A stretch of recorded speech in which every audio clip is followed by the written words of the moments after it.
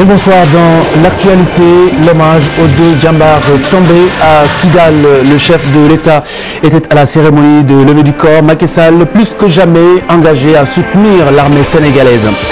Nous revenons sur la ferme volonté des chefs d'État maliens et sénégalais de ramener la paix et la stabilité au nord Mali. Ibrahim Boubacar Keïta et Macky Sall inauguré la centrale de Fellou dans le cadre de l'OMVS, l'organisation pour la mise en valeur du fleuve Sénégal. Et puis cet étudiant blessé à l'œil gauche lors d'affrontements avec les forces de police à l'UCAD. Ibrahim Diouf aurait perdu l'usage de son œil gauche. Sa famille et ses camarades demandent réparation. Et puis la mort en prison de Cheikh Maoulani Sané. Sa famille brandit toujours le certificat de genre de mort qui écarte la thèse d'une mort naturelle. Ses membres réclament justice avec le soutien de la Ligue sénégalaise des droits de l'homme. Et puis après la page des sports de Mamfatou Ndoye, le dernier chapitre de ce journal sera consacré au Magal de Touba à 72 heures. Ce chapitre sera consacré à cet événement. L'antenne sera à la ville sainte aux environs de 20h20. Chérif Dia nous présente le journal du Magal. Chérif Dia, bonsoir. Bonsoir Khalifa Diakhaté. Alors Chérif Dia, tout d'abord une idée du contenu de votre édition de ce soir. À la une ce soir, Khalifa, un compte rendu sur la visite du président Macky Sall à Touba. Le chef de l'État reçu par le calife général des Mourides annonce l'achèvement des travaux de modernisation de la ville sainte, mais également l'autoroute Dakar-Touba. À quelques heures de la célébration de la 119e édition du Magal de Touba, le comité d'organisation se dit satisfait des engagements pris par l'État. On reviendra également sur la polémique autour de l'érection des passages cloutés sur l'axe Touba-Dakar. Les chauffeurs vont donner leur avis sur la question. Également dans l'actualité, l'arrivée des troupeaux de bœufs de Cheikh Béthio Thioune, le guide des Thiantakoun, accueilli en triomphe dans son fief à Dianatou Marwa, promet à ses talibés un magal exceptionnel. On terminera avec l'invité du jour. Il s'appelle Mamoudou Mbaye, directeur de l'exploitation et de la maintenance au ministère de l'hydraulique et de l'assainissement. Avec lui, on parlera de la problématique de la distribution de l'eau ici à Touba à l'occasion de la célébration du Magal Khalifa. Voilà, merci beaucoup Chérif Dia pour ce sommaire du journal du Magal que vous retrouvez juste après la page des sports de Mamfatou Ndoye. Le développement des titres dans un instant.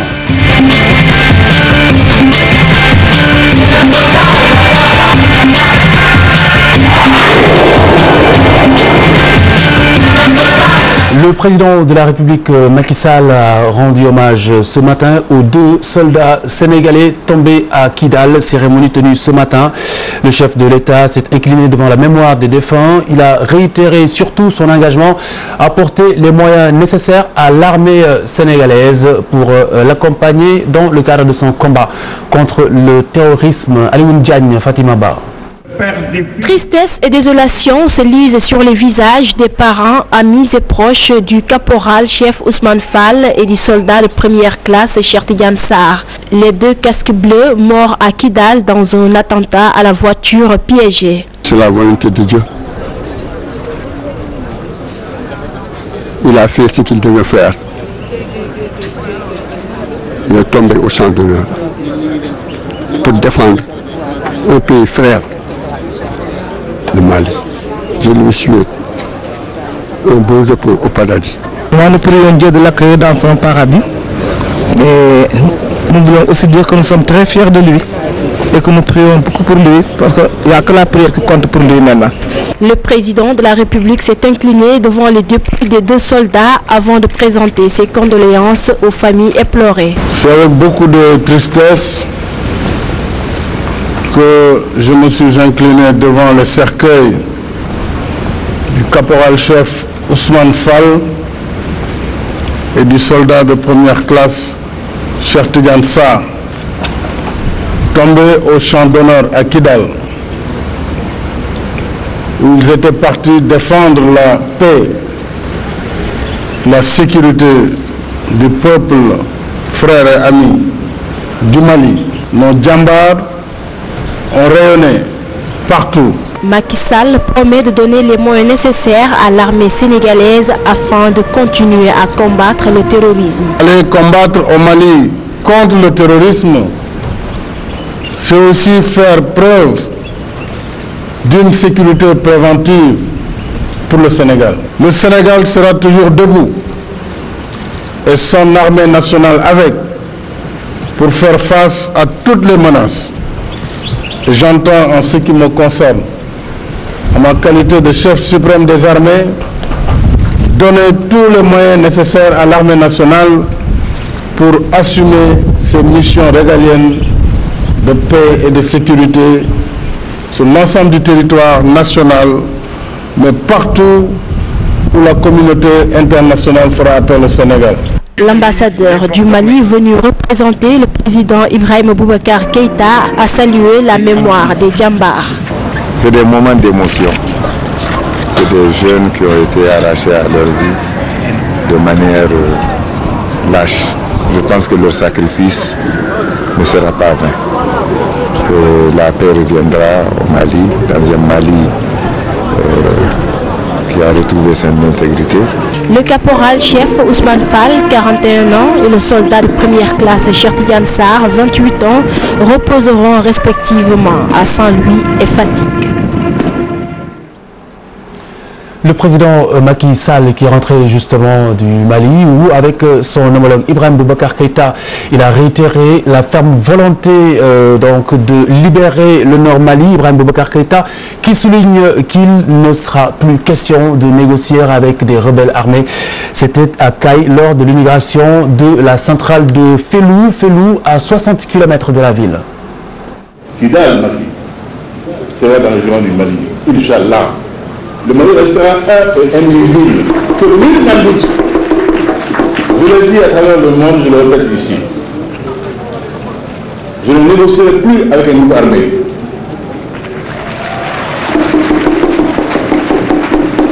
Ceux qui veulent la paix négocieront sans armes avec le gouvernement du Mali. Aucun rebelle ne saurait se hisser à ma hauteur pour discuter d'égal à égal. Cela n'est admis nulle part et cela ne sera pas admis par le gouvernement du Mali, par le président du Mali que je suis. De travailler pour la paix et la sécurité internationale. Nous en avons payé un lourd tribut, mais je crois que nous avons accepté ce risque. Et c'est à l'honneur du Sénégal, c'est à l'honneur des forces armées sénégalaises, c'est à l'honneur du peuple sénégalais. Je voudrais encore une fois m'incliner devant la mémoire de ces soldats tombés au champ d'honneur, présenter les condoléances de la nation à leurs familles éplorées. La centrale de Fellou qui devrait pouvoir fournir 60 MW au Sénégal, au Mali et à la Mauritanie autour de l'OMVS, l'Organisation pour la mise en valeur du fleuve Sénégal. L'ouvrage qui a coûté 480 millions d'euros grâce à un financement de la coopération chinoise à hauteur de 75%. Hamza Diallo, Hariatala. Le Sénégal, la Mauritanie, la Guinée et le Mali dévoilent leurs ambitions communes de résorber le déficit en énergie. 60 MW vont être produits par la centrale de Fellou, réalisée grâce à la coopération chinoise entre autres et l'OMVS. Nous avons suffisamment de potentiel hydraulique pour régler définitivement la question énergétique. Notre espace OMVS recèle également d'autres ressources énergétiques importantes. Dans ce cadre, l'exécution en cours du projet de production d'électricité à partir du gaz mauritanien permettra de mettre à disposition de l'OMVS, de l'espace OMVS, dès l'année prochaine, d'importantes capacités de production d'électricité. Ceci va donc participer à résorber le déficit énergétique dans notre espace OMVS et dans la sous-région. Les pays membres de l'OMVS, unis par le fleuve Sénégal qu'ils partagent, se réjouissent de la réalisation de l'ouvrage qui vient à point nommé. Selon les présidents, elle va contribuer à réaliser l'autosuffisance alimentaire. Le Sénégal, comme vous le savez, est l'un des pays qui consomme le plus d'énergie dans l'espace OMVS et qui souffre le plus par le fait que toute notre énergie, quasiment en dehors du peu que nous tirons de l'OMVS, est une énergie thermique. Alors nous avons beaucoup d'intérêt à développer ce potentiel hydraulique. Les présentes cérémonies concrétisent donc les efforts déployés par l'OMVS dans la mise en œuvre de cette feuille de route pour répondre aux nouvelles exigences d'un développement durable, solidaire et participatif du bassin partagé entre nos 4 États. L'OMVS, en partenariat avec la SOGEM, après la maîtrise de l'eau et l'accélération de la validation des ressources en énergie, l'organisation compte élargir ses compétences et revoir ses ambitions à la hausse. Cet ouvrage qui vient d'être inauguré aujourd'hui constitue un pas très important dans le cadre de la disponibilité de l'énergie dans nos différents pays, car il renforce le potentiel déjà existant à travers la centrale de Manantali qui est de 200 mégas. Felou donc vient de s'ajouter à notre potentiel, donc 60 mégas de plus. La pose de la première pierre avec Luna de 140 mégas. Donc vous imaginez un peu que nous sommes déjà autour de 400 mégas, Inch'Allah, au bout de 4 ans. Notre 4e barrage de Koukutamba dans le haut-bassin guinéen entre dans une nouvelle phase.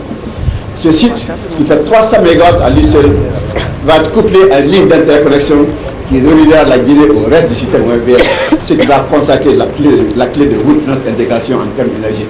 Sur cette base, l'OMVS travaille maintenant avec une nouvelle devise qui est de faire plus et mieux. Plus et mieux, c'est notre nouvelle devise depuis que nous avons mis à la tête de l'OMVS. Après l'inauguration de Felou, les chefs d'État membres de l'OMVS ont procédé à la pose de la première pierre de la centrale de Gouina d'une capacité de 140 MW. L'étudiant blessé à l'œil gauche lors d'affrontements à l'UCAD entre forces de police et étudiants, Ibrahim Diouf aurait perdu l'usage de son œil gauche. Sa famille et ses camarades demandent réparation, notamment lui diligenter la poursuite de ses études en Europe au-delà des soins. Amina Sow. Cet étudiant a reçu une balle à blanc suite aux affrontements entre forces de l'ordre et étudiants de l'université Cheikh Anta Diop de Dakar. Interné à l'hôpital principal de Dakar, Ibrahim Diouf aurait perdu l'usage de son œil gauche. Sincèrement, il est dans un état que nous n'avons pas souhaité, puisque à l'instant où nous sommes, les médecins nous ont déjà signifié qu'il a perdu son œil. Ses frères et ses camarades étudiants veulent son évacuation vers la France, une manière pour eux de réparer le préjudice subi. Nous avons rencontré des autorités quand même, en qui nous avons confiance, qui nous ont dit que la prise en charge sera effective et que s'il est nécessaire de l'amener dans une clinique, parce qu'actuellement il est à l'hôpital principal, ils vont prendre les charges. Également, s'il est nécessaire aussi de l'évacuer hors du Sénégal, quand même, ils vont faire le nécessaire pour qu'il se sente bien dans les meilleurs délais. Nous avons souhaité qu'il soit évacué, même s'il ne pourra plus avoir sa vision, qu'il puisse bénéficier d'une bourse et puis que là, peut-être, on saura que peut-être l'État a fait quelque chose. Ibrahim Diouf est étudiant en 2e année au département sciences physiques de l'université Cheikh Anta Diop de Dakar. Il est originaire de Fatick. Il manifestait contre l'augmentation des frais d'inscription à l'université Cheikh Anta Diop de Dakar. La mort en prison du détenu Cheikh Maoulani Sané, sa famille brandit toujours le certificat de genre de mort, ce document qui écarte la thèse d'une mort naturelle. Et puis les membres de la famille réclament tout simplement justice avec le soutien de la Ligue sénégalaise des droits de l'homme. Feu Maoulani Sané aurait été tué par ses co-détenus, une thèse que réfute sa famille qui met en avant les conclusions du médecin légiste. Il y a des développements qui ont eu lieu, donc on en a eu vent dans la presse, donc comme quoi que ce sont ces co-détenus qui l'ont soi-disant tué. Donc l'autopsie révèle autre chose. Nous savons qu'un détenu rentre en prison pratiquement nu, on n'a même pas de ceinture, de bracelet, rien de contondant. Cheikh Maoulani a été brutalisé. L'autopsie est bavarde, formelle. Il a été violenté, brutalisé. Il a été tué. La Ligue sénégalaise des droits de l'homme et la RADDHO qui porte ce combat crie à la torture et exige une enquête impartiale. Aujourd'hui, on nous parle d'un crime qui aurait été commis par les co-détenus, alors que l'administration pénitentiaire a compétence pour constater toute infraction qui est commise dans ces locaux. Si tel était le cas, pourquoi l'administration pénitentiaire n'a-t-elle pas constaté dès le départ? À l'espace de 2 mois, nous sommes saisis de 4 cas de torture dans des conditions qui frisent l'inimaginable. Que ce soit Chérif Ndao, que ce soit Antoine Sambou, que ce soit Ibrahim Samb, que ce soit Chérif Malayni. Et nous pensons que c'est trop. Cela ne peut plus continuer et qu'aujourd'hui, des enquêtes impartiales indépendantes doivent se dérouler, les coupables punis et que les corps concernés prennent les mesures idoines pour faire en sorte que de telles situations ne se reproduisent. Un autre fait que dénonce la Ligue sénégalaise des droits de l'homme, l'attitude de certains médecins qui présentent des conclusions hâtives et qui font obstruction aux enquêtes. Elle interpelle à cet effet l'ordre des médecins. Le médecin, il prête serment, il est assermenté et il ne peut pas dire ce qu'il n'a pas constaté. Et quand un corps est plein de blessures, quand vous avez du sang qui coule, quand vous avez des reins qui sont cassés, quand vous avez des dents qui sont là, qui ne figurent plus, à leur niveau, vous ne pouvez pas parler de mort naturelle. Et malheureusement, aujourd'hui, certains médecins prennent la responsabilité dans des circonstances de cette nature de parler de mort naturelle. Et c'est pourquoi nous avons interpellé le procureur de la République et l'ordre des médecins également, qui doit aujourd'hui veiller au respect de la déontologie, de l'éthique, de la morale au niveau de cette profession. Et on avance des thèses tendant à écarter toute enquête judiciaire et il faut également poursuivre pour faux, usage de faux et tentative d'obstruction à la manifestation de la vérité. Beaucoup de cas de décès et d'accidents sont survenus lors d'arrestations et interrogatoires. La RADDHO et la Ligue sénégalaise des droits de l'homme lancent un appel à la justice sénégalaise pour l'autosaisine immédiate du procureur dans des cas de bavure. Le président rwandais à Dakar, Paul Kagame, effectue une visite de travail chez nous. L'ancien chef rebelle, malgré des résultats positifs sur le plan économique dans son pays, est quelque peu contesté à l'étranger. Voici son portrait dressé par Dissa Prera.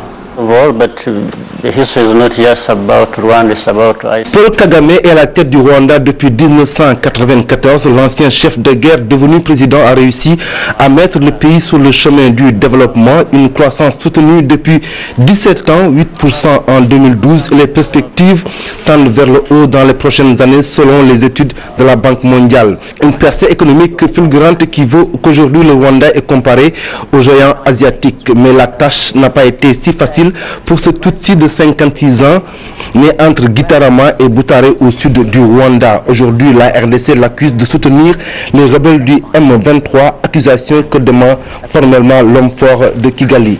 Paul Kagame a un parcours d'exilé revenu au pays après des années de refuge en Ouganda. En 1979, il rejoint Museveni dans le mouvement de résistance au régime d'Amin Dada. 1986, son vieil ami accède au pouvoir par un coup d'État. Kagame se retrouve alors directeur adjoint des services de renseignement militaire de l'armée ougandaise. En 1990, il reçoit une formation au commandement militaire au Kansas.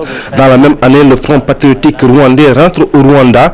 Kagame prend rapidement la tête de la rébellion. 4 ans plus tard, en 1994, les guerrieros mènent la victoire contre les forces armées rwandaises. Kagame devient vice-président et ministre de la Défense. L'homme sera le principal artisan de la réconciliation après le génocide de 1994 qui avait complètement détruit le Rwanda. Aujourd'hui, Kagame est très populaire au niveau de sa population, mais reste un homme controversé, très critiqué par certains pays étrangers. Le guerrieros devenu président est-il un visionnaire ou un despote? La question est largement ouverte. L'Union des ressortissants rwandais au Sénégal invite son homologue sénégalais à le convaincre de s'inspirer de la culture démocratique de leur pays d'accueil, le Sénégal. Écoutez. Le président rwandais arrive dans la capitale sénégalaise. Dans la contestation, nous l'accueillons dans la contestation, pas seulement dans la contestation, mais aussi nous sommes dans le désarroi par rapport au respect des droits de l'homme au Rwanda. Et surtout que tous les opposants sont en prison. Il y a Mme Ingabire Victoire qui était arrivée au Rwanda en 2010 pour se présenter aux élections présidentielles.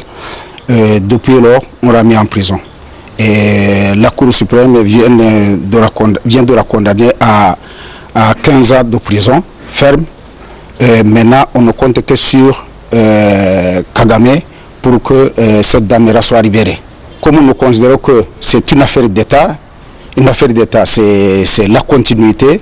Là, Macky Sall, le seul conseil qu'il peut donner à Kagame, c'est justement qu'il libère les opposants et surtout Mme Ingabire Victoire, et puis qu'il instaure aussi la liberté de presse, parce qu'il y a des journalistes qui sont en prison, mais aussi qu'il y ait un dialogue inter-rwandais, dont j'espère aussi, et nous souhaitons que ce dialogue-là soit parrainé par justement le Sénégal, que nous considérons comme modèle de démocratie en Afrique.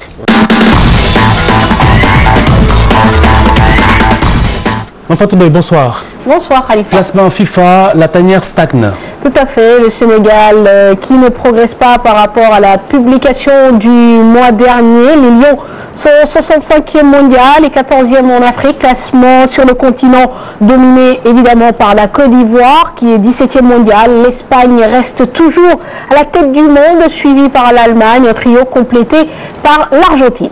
Nous revenons chez nous pour parler d'un centre de formation mis sur pied par deux anciens joueurs du Giraffe, Abdoulaye Ba et Mori Konaté, il s'appelle, le Medina Athletic Club, créé en 2007, qui ne bénéficie pas encore d'une affiliation à la Fédération sénégalaise de football. Pour autant, cela n'est pas un frein pour les initiateurs qui cherchent à donner une formation de qualité aux jeunes joueurs. Abdelaziz Khan, Mohamedien.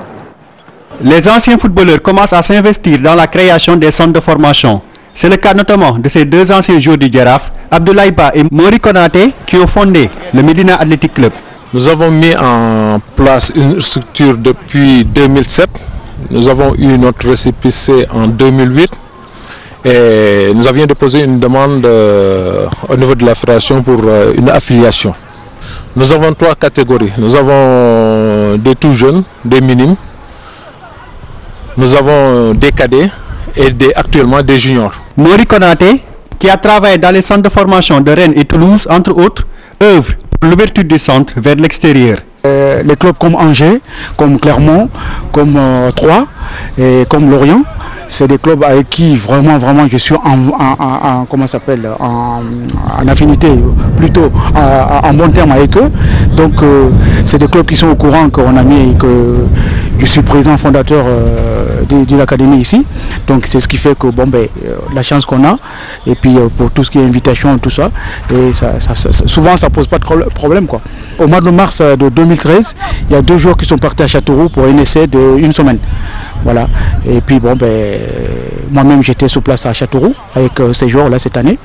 Et puis ça s'est très bien passé. Sur le terrain, entraîneurs comme joueurs reconnaissent l'utilité d'un centre de formation. On leur apprend les fondamentaux du football, à savoir le contrôle et la passe. Et cela s'apprend dès le bas âge. Puis, à partir de la catégorie des cadets, on peut commencer à leur apprendre le positionnement sur le terrain. Bon, c'est un bon travail.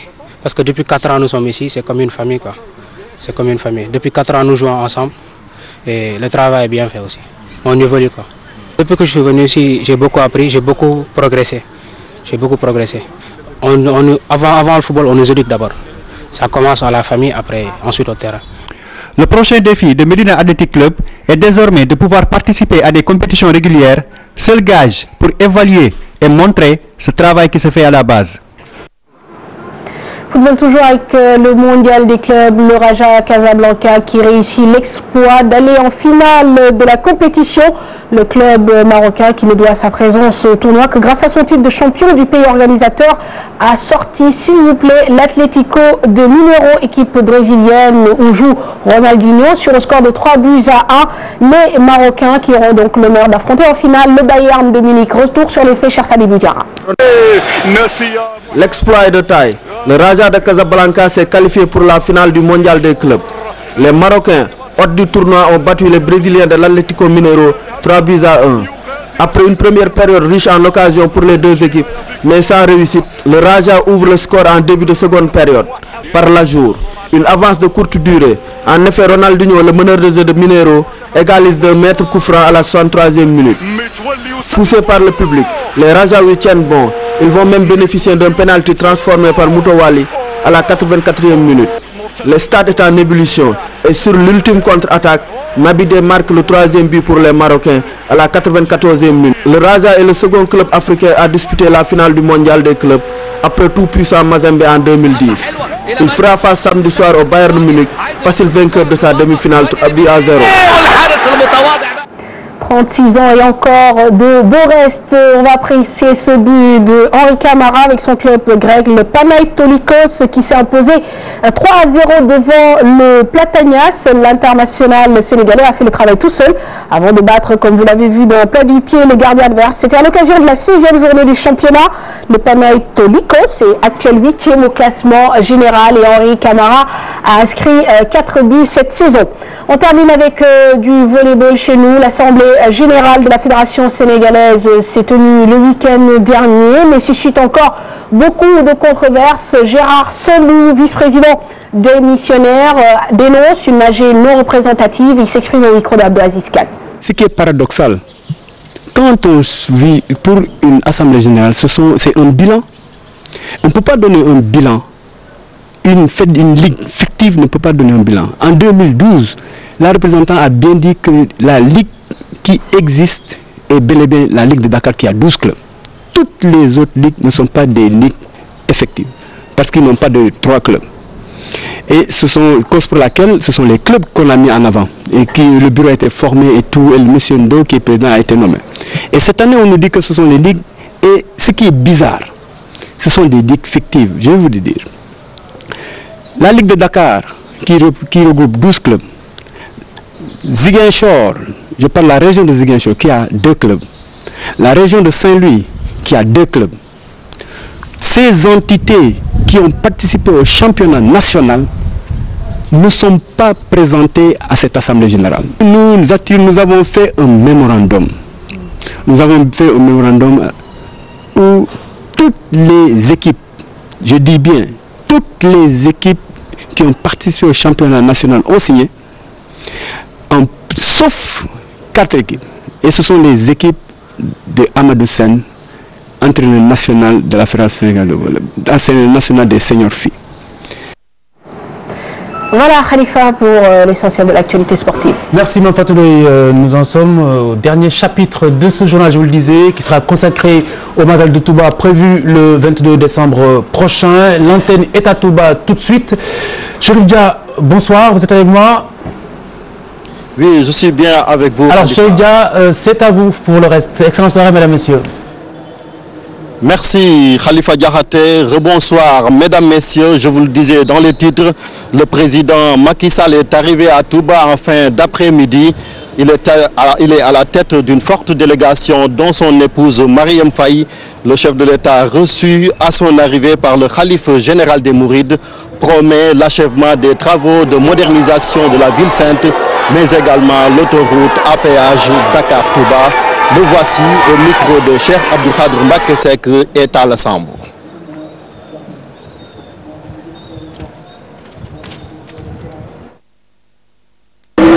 Touba am na luñ fi tàmbali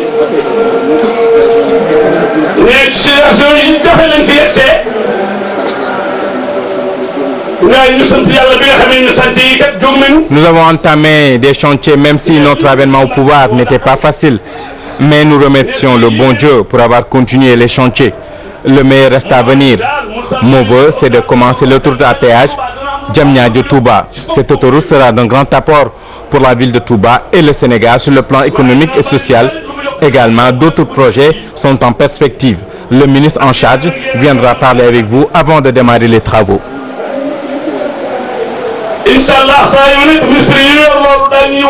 Le Magal, comme je vous le disais dans les titres, cela célébrerait dans 48 heures.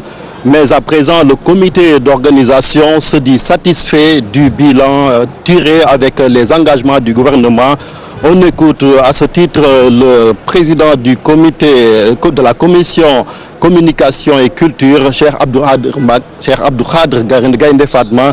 Il est interrogé par Abdoulaye Fam, Georges Déthié Diop et Demba Ndao. On est disons fait prêt.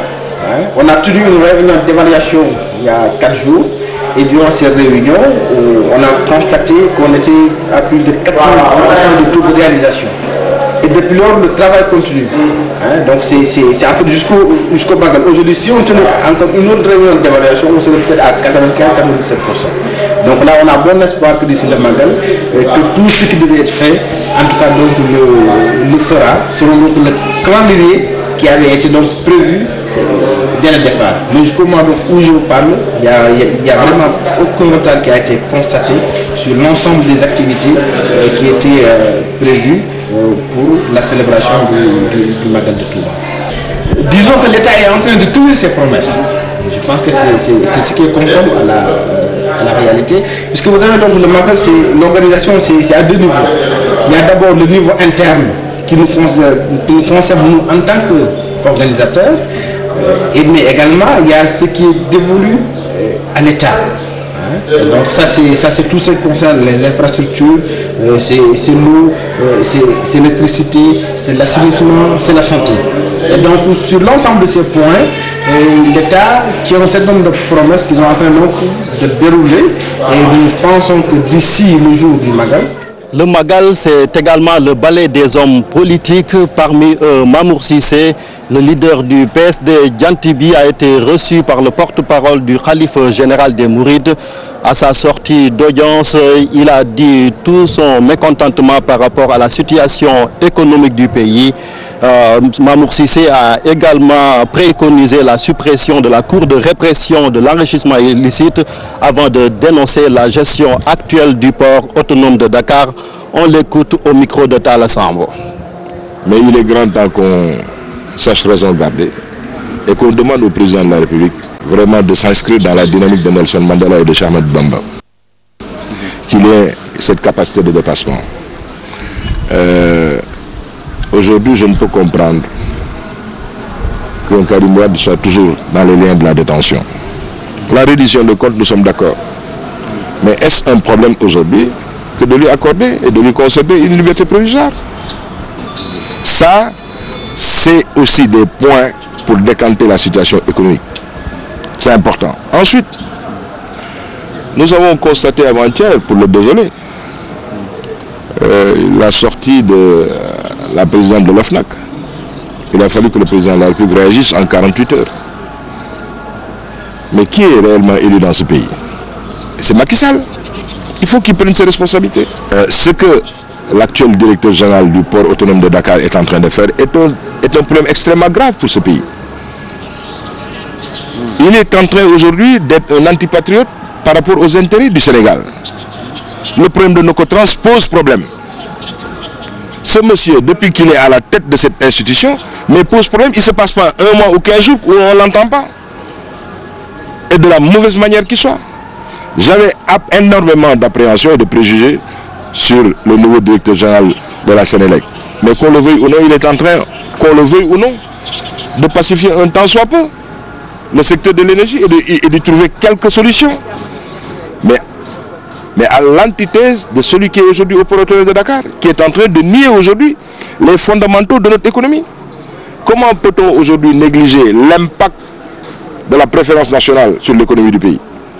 Celui-là est en train aujourd'hui de poser des actes qui ne sont pas bons. J'implore le président Macky Sall à l'amener ailleurs, qu'il en fasse un conseil, mais qu'il trouve quelqu'un de plus neutre, de moins partisan, à la tête d'une structure pareille qui pose des problèmes réels pour notre pays.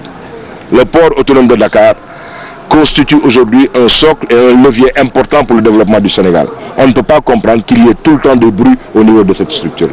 Autre homme politique reçu ici à Touba, c'est bien Demba Dia, le président du parti MAC, promet d'assurer la sonorisation dans certains endroits de la ville sainte, mais il a profité de l'occasion pour se prononcer de la sortie médiatique de l'ancien président Abdoulaye Wade.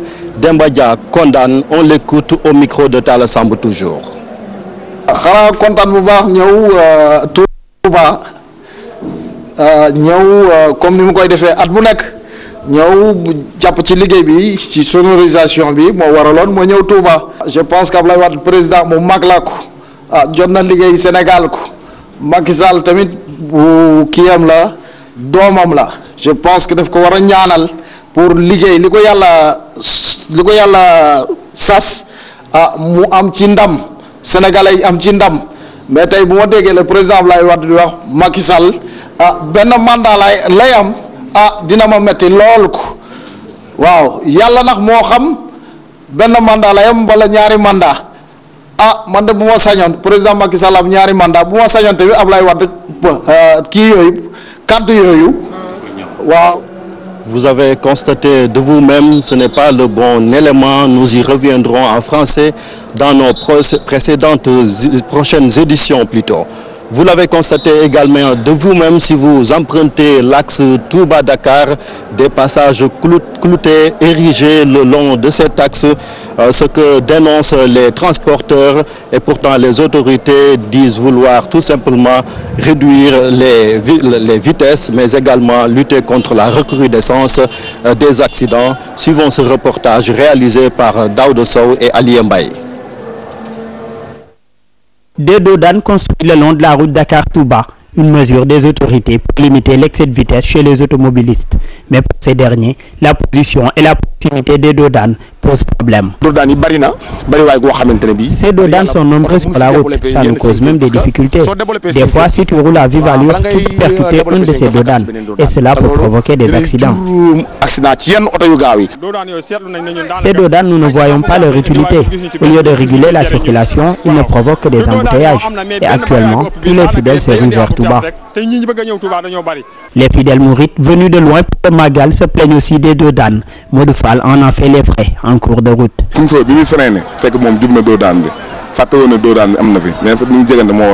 Quand notre chauffeur a freiné, il était déjà arrivé au dodan. Il l'a tellement percuté qu'on s'est cogné la tête au toit du véhicule. Tous les passagers ont eu la peur de leur vie, même moi.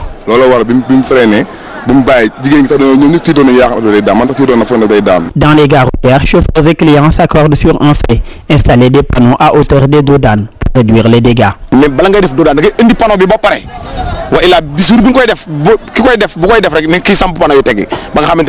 de construire des dodanes, il faut d'abord poser des panneaux de signalisation.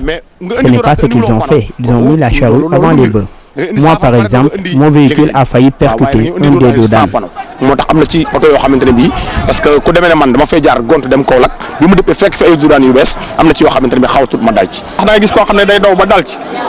Si des chauffeurs roulent jusqu'à percuter un de ces dodanes, c'est parce qu'il n'y a pas de panneau.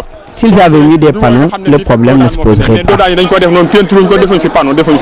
Le président de la commission communication et culture du Magal abonde dans le même sens que les chauffeurs. Il faudrait trouver deux troisième moyens pour qu'il y ait moins d'accidents. Mais je pense que la construction des dodanes à tous les 2 km, sur une distance de 200 km, ça ralentit quand même énormément la circulation. Et là aujourd'hui, ce sont les usagers qui sont en train de le décrier. Je ne pense pas que ça soit vraiment la bonne solution. Pour cette 119e édition du Magal de Touba, les automobilistes sont une fois de plus invités à la prudence sur les routes pour éviter les accidents de la circulation. Retour sur la liesse populaire avant-hier à Dianatou Marwa, fief de Cheikh Béthio Thioune, le guide des Tiantakoun en prison lors de la dernière édition du Magal était sorti pour assister à l'arrivée du troupeau de bœufs qu'il a acheté à l'occasion de la célébration de la 119e édition du Magal de Touba. Ambiance, Cheikh Abdou Khadr Mbacké Seck est à l'Assemblée.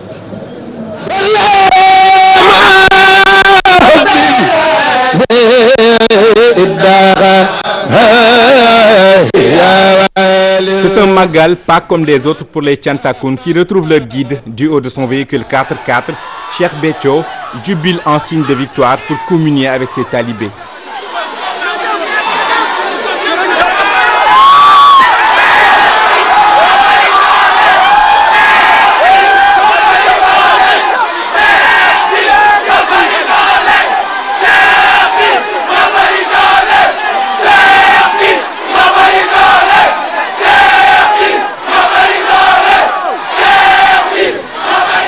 Même s'il n'a pas fait de déclaration, Cheikh Béthio a tenu à marquer son retour à Dianatou Marwa, où il a réceptionné les centaines de bœufs achetés pour les besoins du Magal.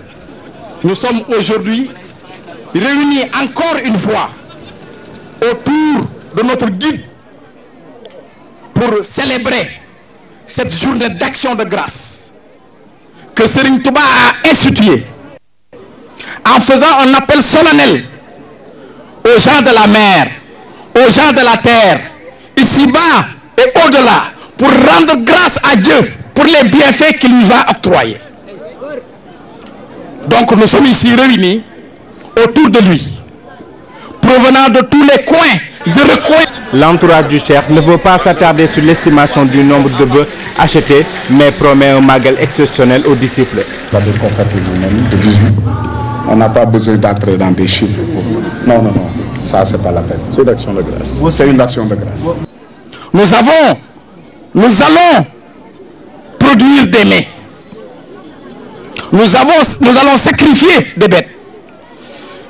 Produire des mets abondants et succulents. Nous allons les distribuer sans distinction aucune, ni de race, ni de religion, ni d'appartenance ethnique, politique, sociale, socio-économique. Sans distinction aucune. En étant heureux, dans une joie communicative, en essayant de rendre heureux aux autres. Après cette démonstration de force, Cheikh Béthio Thioune donne rendez-vous à ses disciples le jour du Magal prévu dimanche.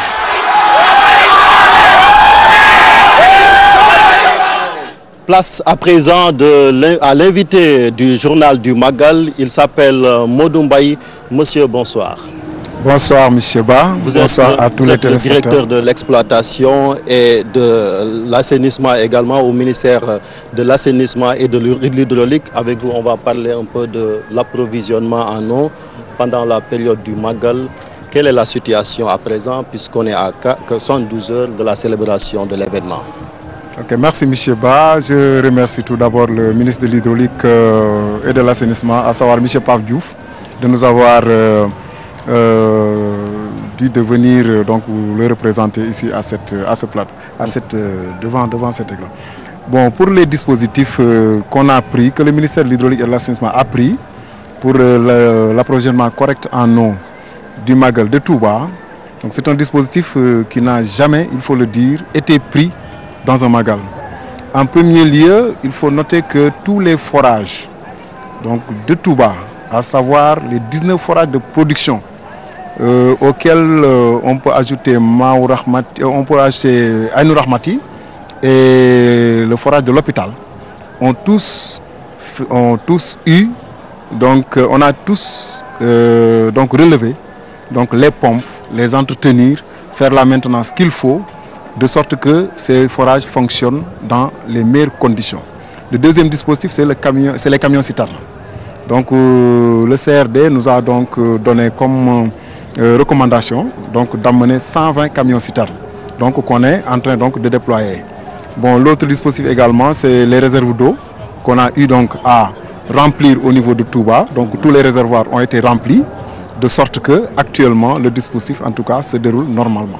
Donc on peut assurer qu'il n'y aura pas de pénurie tout au long de cette période-là. Ok, on ne le souhaite pas du tout. Bon, mais on a pris toutes les dispositions donc qu'on nous a assignées, donc pour que effectivement cela se passe dans les meilleures conditions.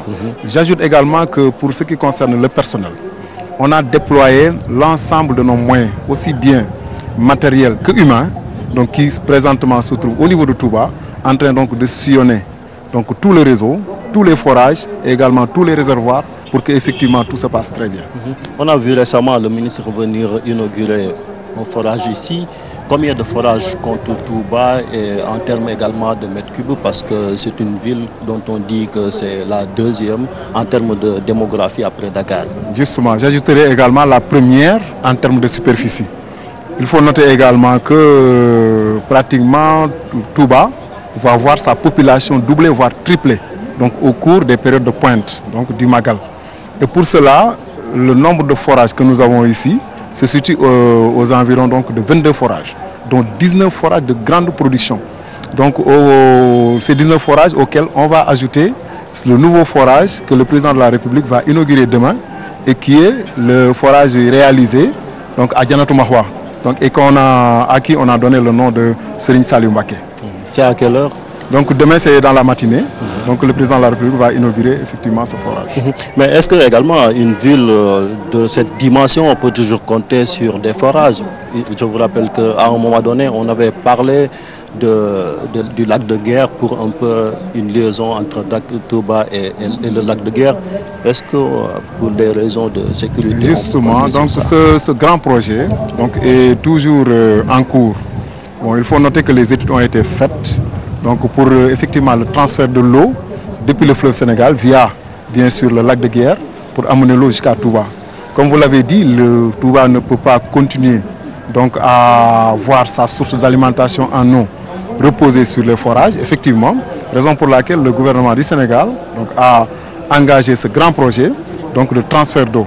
Il faut noter également qu'il y a un autre projet donc, que la direction de l'hydraulique, donc du ministère de l'hydraulique et de l'assainissement, donc est en train de voir avec le transfert d'eau depuis une batterie de forage, depuis Touba Boko, donc pour alimenter Touba. Mais le projet de transfert dont vous avez parlé tout à l'heure, donc qui consiste donc à amener l'eau du fleuve Sénégal, lac de Guiers à Touba, là également le ministère est à pied d'œuvre. Peut-être c'est la dernière question, il s'agit de la faiblesse, de la pression de l'eau dans certains quartiers, surtout les quartiers périphériques. Quelles sont les mesures que vous avez prises pour justement que ces populations-là aient accès à l'eau, surtout pendant cette période? Justement, M. Dia, vous l'avez dit, bon, ce phénomène, ce n'est pas l'hydraulique seulement, mais les autres secteurs également en souffrent. Le développement de Touba est tellement rapide qu'il est très difficile qu'un secteur rattrape cette progression. Mais il faut dire que l'hydraulique, quand même, est un des premiers secteurs vraiment qui cherche à rattraper cela. Donc, vous l'avez dit tout à l'heure, avec les Santian, donc les installations, donc au fur et à mesure, au niveau de Touba, nous cause énormément de problèmes parce que le Touba se développe très vite. Mais malgré tout, on essaie au mieux d'étendre le réseau donc, à ces quartiers. Maintenant, si le réseau n'est pas encore arrivé à ces quartiers, donc on a un dispositif de camions-citernes et de bâches qu'on va effectivement déployer à ces quartiers pour alimenter correctement ces populations en eau potable. Je vous remercie, M. Modou-Mbaye. Je rappelle que vous êtes le directeur de la maintenance et de l'exploitation au niveau du ministère de l'hydraulique et de l'assainissement. L'information, il l'a dit, demain le président Macky Sall va inaugurer un forage au niveau de Dianatou Maroua. Ce sera le matin. C'est ainsi la fin, mesdames, messieurs, de ce journal du Magal. Merci de l'avoir suivi. Sachez tout de suite après nous que El Hadj Assane sera ici sur ce plateau pour son émission Liti Pencimi consacrée aux préparatifs du Magal de Touba. Bonsoir et merci à toute l'équipe technique et rédactionnelle qui nous a soutenus. Merci beaucoup.